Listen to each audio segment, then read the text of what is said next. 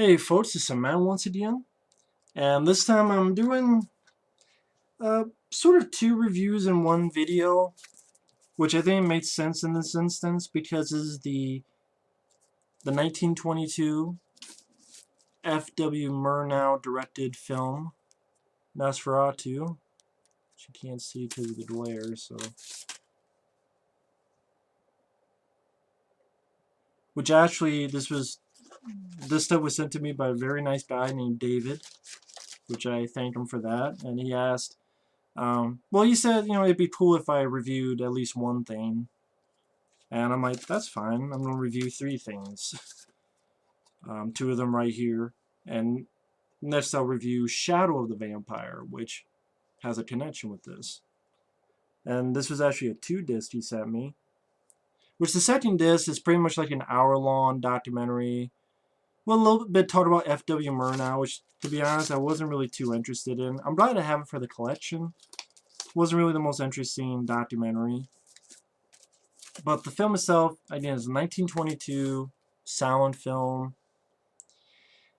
And what more can you say about Nosferatu that hasn't been said? I mean, it's pretty much a remake of not remake. It's an adaptation of Bram Stoker's Dracula, but they changed stuff because they didn't want to get sued. Because they didn't really have permission from Bram Stoker's estate. So it's pretty much the gist of the plot, but changed characters' names and changed the look of Dracula, or here is called Count Orlok.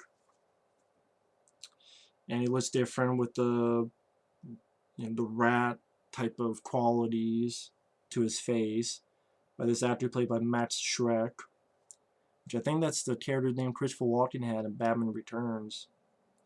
But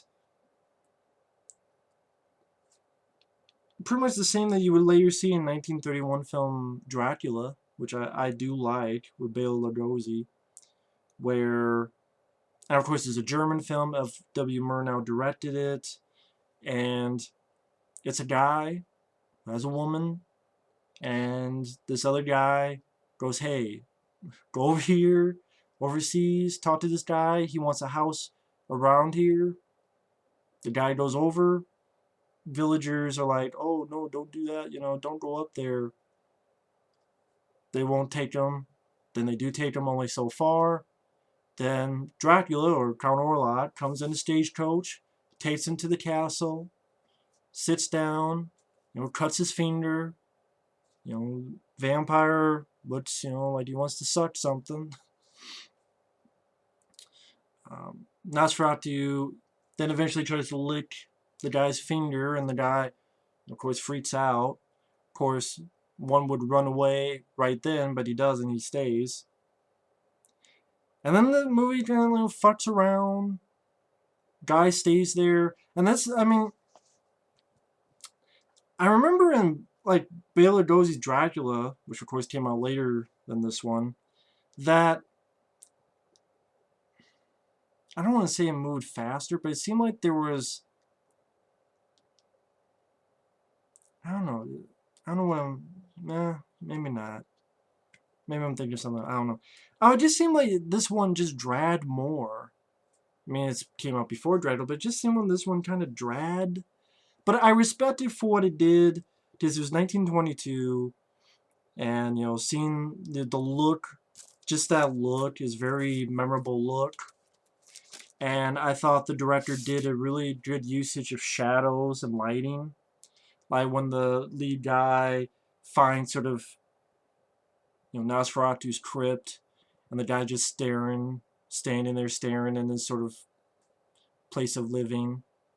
And like when he enters the door, and just his movements and the certain lighting and the look of, this vampire. Good lighting, good use of, shadows. Didn't care for the music, to be honest. It's not just, well, you just hate silent films. It's not because of that. I just did not care for the music in this. So, to be honest, listening to it, I kind of just turned my volume all the way down, watch it that way, because I just really did not care for the music. In fact, one thing I will say is the 1979 version by Werner Herzog, called Nosferatu the Vampyre, I thought this had better music. Oh, kind of like that. But I thought this had better music, just music that suits the sort of the feeling that's trying to invoke of dread. But I mean, this is 1922, so you weren't going to hear much music like that back in the 20s.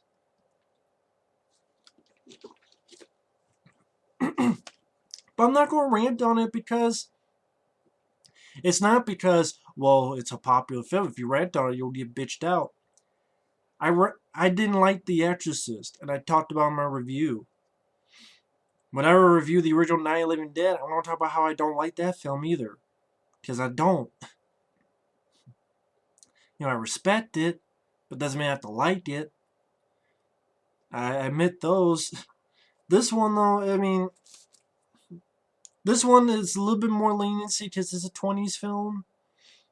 That's what it did for, I mean, if you're a horror film fan that are really, really, really about the history of horror, it's worth one watch for that instance. And if you've never seen a silent film, to see what a silent film is like, I mean, you have this, the Phantom of the Opera, and Metropolis are sort of the big silent films to watch.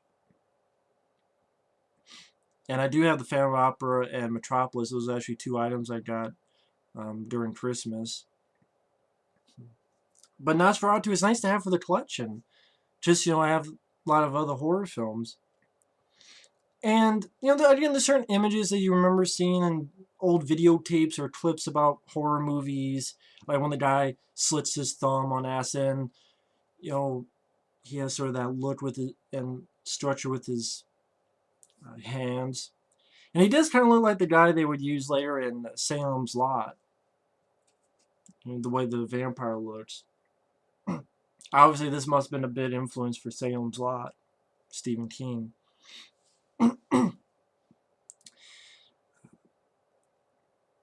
And pretty much like the guy stays there, and then I guess he gets locked in, and maybe he's gotten bitten, and he's writing letters to his woman, and the Nosferatu actually finds a picture of the guy's wife and goes, oh, she looks hot, she looks bitchin'. So, get some coffins, gets on a ship. Some people look at some of these coffins, they open one up, there's like rats in there. Get on the ship. And sometimes it's weird. He comes up, and there's some nice looking shadows and nice looking shots. Like when Nosferatu is on the ground and he rises all the way up. Like that's a cool trick for 1922. It's a cool looking way they just rises up like that, and it is a cool look for a vampire. I gotta give it that. And he kills pretty much is ready to kill the sort of the captain steering the wheel. But it's weird. It looks like it's daylight. Because it looks like the whole sky is white. So it looks like it's daylight. But I'm like, well, wait a minute. If this is daylight, how is he, not fucked up? Because he just fucked up at the end from the rays of the sun. And I'm like, well, is this supposed to be nighttime? But it doesn't look like nighttime. So that's why I was a bit confused. I'm like, it looks like it's daytime. But he's not dead. So I didn't really understand that. Maybe something that went over my head. But it is a 20s film, so you gotta, ease up on it. But, I mean, at the same time, even though I'm easing up on it, I can't say I'm, like, a big fan of the movie. It's not a film that I don't really... It was one watch. One of those one-watch movies. Watched it once for its significance. I appreciate the F.W. Murnau's... Some of the scenes that he had, images that were good images, like the lead guy's wife on a beach, looking at the ocean, and there's like crosses around the beach. Or there's an instance where once the vampire gets there, people are showing up dead, people think it's a plague, and a woman looks outside and you see a bunch of people coming out with coffins.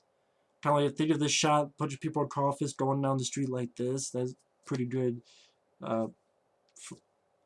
image shot.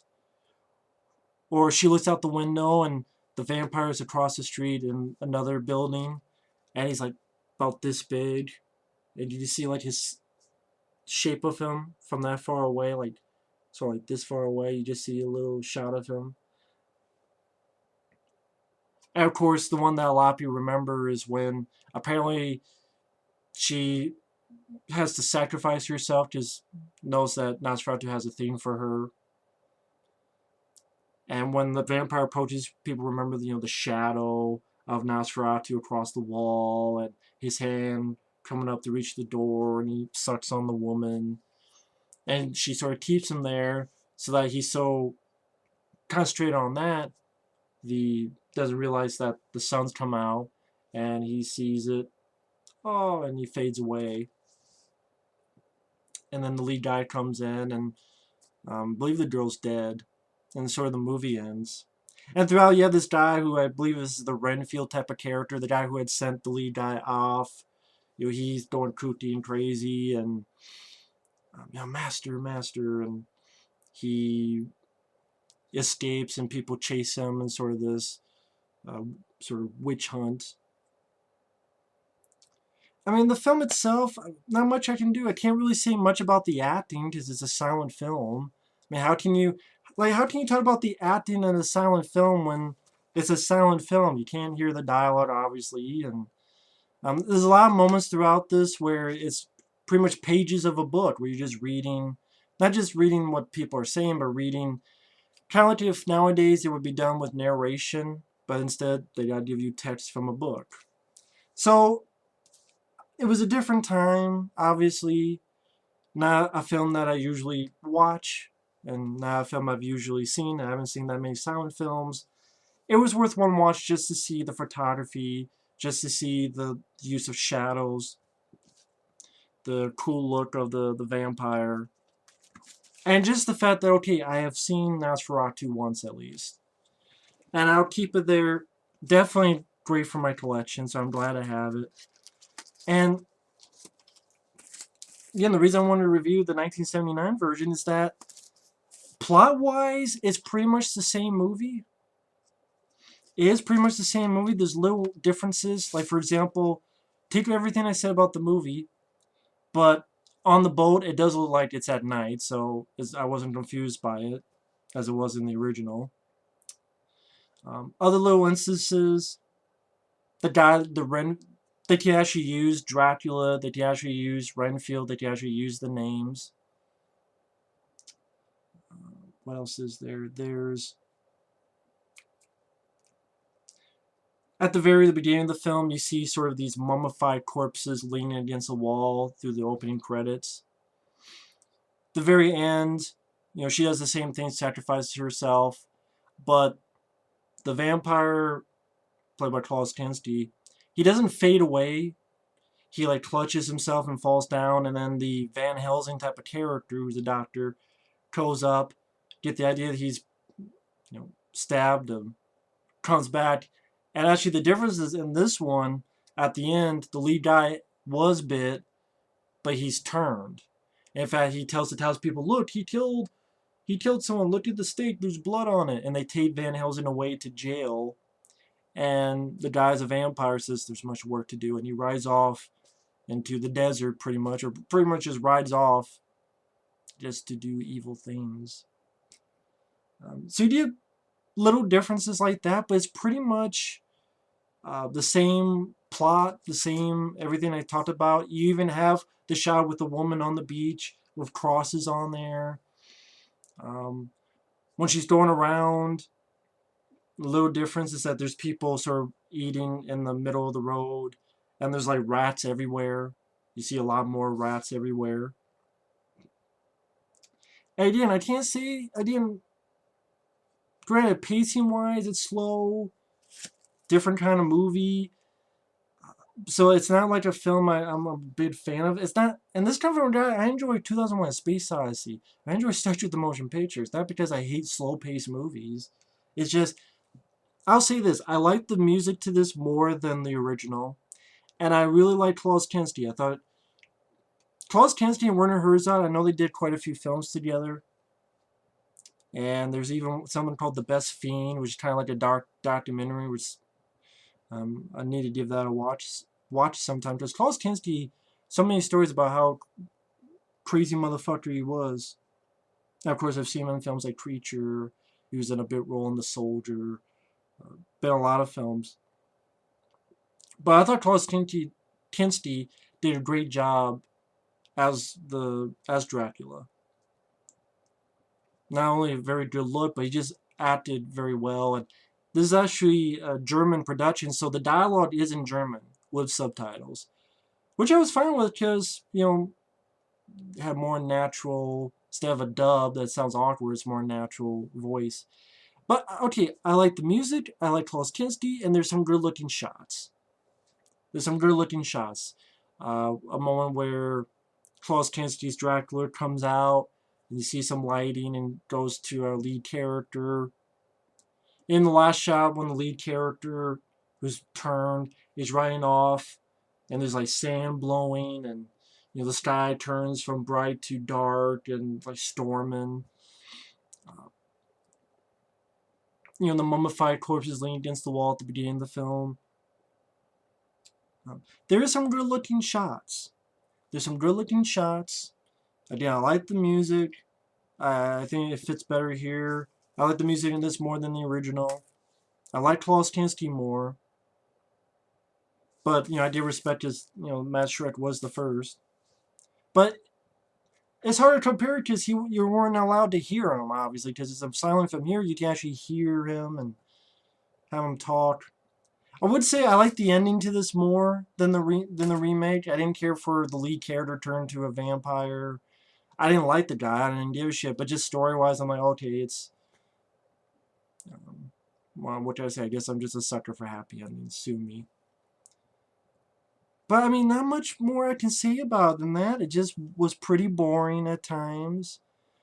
But even the director himself on the commentary admits that, you know, a studio, I think it was Fox or someone that released this, you know, they want a film that's more faster paced, but the director himself goes, sometimes I just want the landscape to tell the story, that at times the landscape is even more important than the story and how fast the story is.